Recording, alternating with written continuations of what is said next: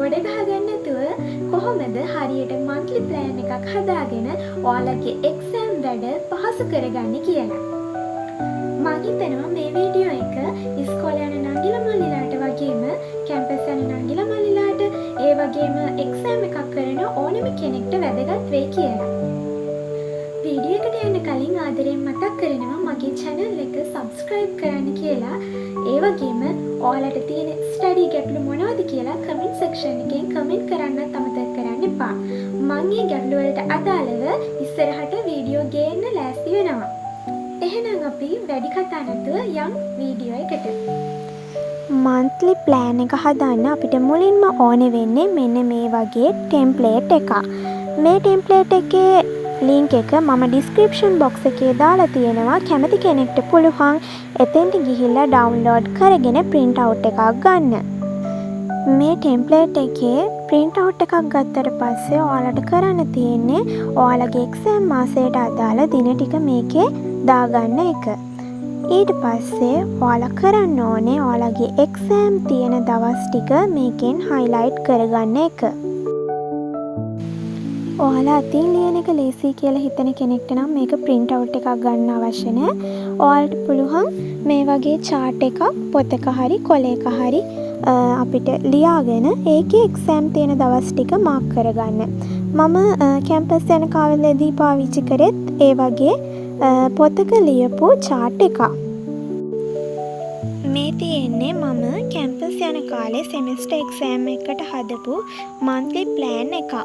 ඒකෙදි ඔයාලට පේනවා මම මුලින්ම highlight කරගෙන තියෙනවා exam තියෙන දවස්. ඒවා ඇතුලේ ලියලා තියෙනවා exam වලට අදාළ subject.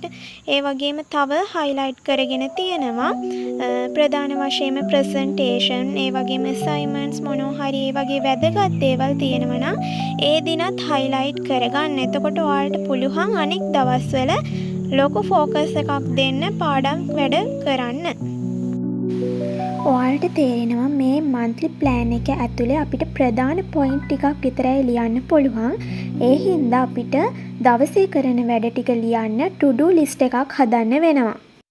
ඒවට අදාළ to do list එකේ link එකත් description box එකේ තියෙනවා.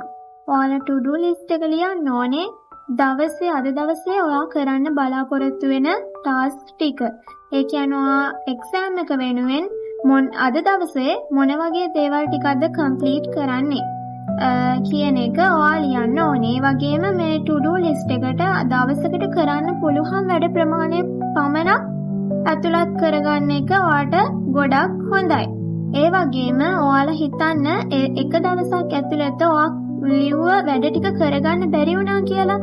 අන්න ඒ වැඩ ටික අපි මෙන්න මේ uncompleted කියන කොටසට ගේනවා.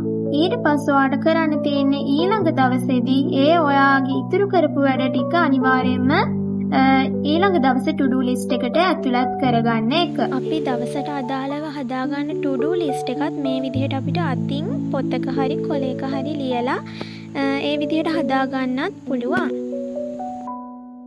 ඔයාලා මේ to do list එක මාසයේ මුල ඉඳන් හදන්න පටන් ගන්න ඕනේ. ඒ වගේම තමයි මාසයේ මුල දවස්වල ඉඳන් ඔයාලට අමාරු subject මුලින් කල් තියාම පාඩම් කරන්න ගන්න එක ඉතාම හොඳයි. ඒ වගේම තමයි ඔයාලට අමාරු subject උදේ කාලේදී පාඩම් කරන්න ගන්න. එතකොට ඔයාලට උදේම fresh පිට මතක තියනවා වගේම ඒ අමාරු සබ්ජෙක්ට් වලට වැඩි අවධානයක් යොමු කිරීමේ හැකියාව තියෙනවා.